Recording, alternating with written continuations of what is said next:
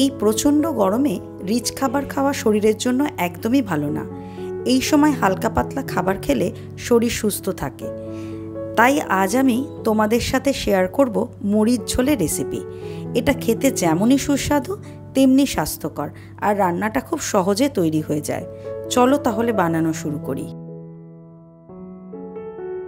এখানে নিয়েছি আলু, পটল, মিষ্টি কুমড়ো, ঝিঙে, লাউ শাক আর নিয়েছি মটর ডাল। ডালটাকে 6 থেকে 7 ঘন্টা ভিজিয়ে রেখেছিলাম। এবার ডালটাকে মিক্সির বাটিতে নিয়ে অল্প জল দিয়ে বেটে নেব।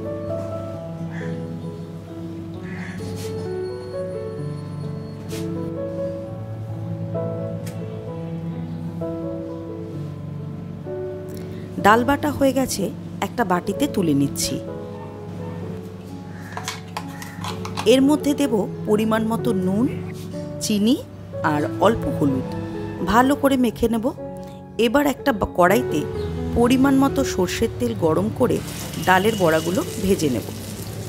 উল্টে পাল্টে বড়াগুলো লাল লাল হয়ে এলে তুলে নেব। এই একইভাবে সব বড়াগুলো ভেজে নেব।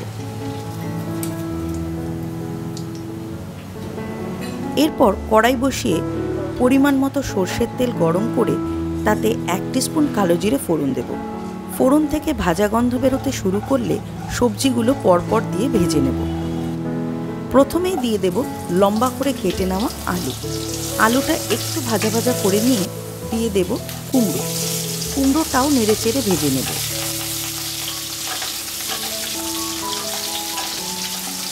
এবার দেব পটল। পটলটাও ভেজে নেব।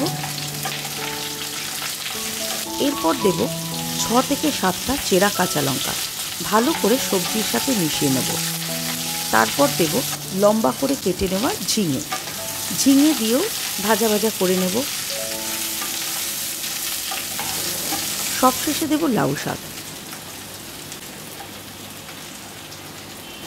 লাউ শাক আর সবজি যাতে তাড়াতাড়ি মজে যায় তার জন্য নুন আর পরিমাণ মতো জল দিয়ে ঢেকে দেব।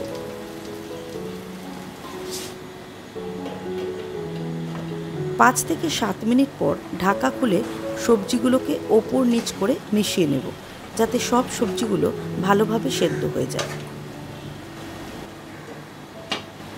8 থেকে 10 মিনিট পর ঢাকা খুলে দেখে নেব সবজিগুলো সেদ্ধ হয়েছে কিনা।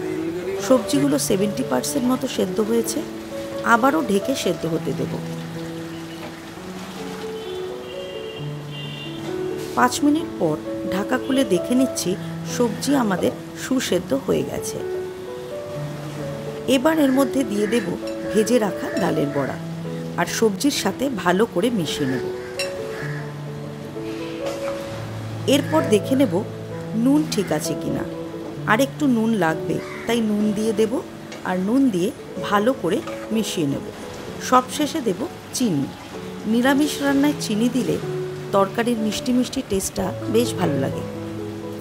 চিনিটা দিয়ে ভালো করে মিশিয়ে নিয়ে ঢেকে গ্যাস অফ করে দেব। ভিডিওটা তোমাদের কেমন লাগলো কমেন্টস করে জানিও কিন্তু।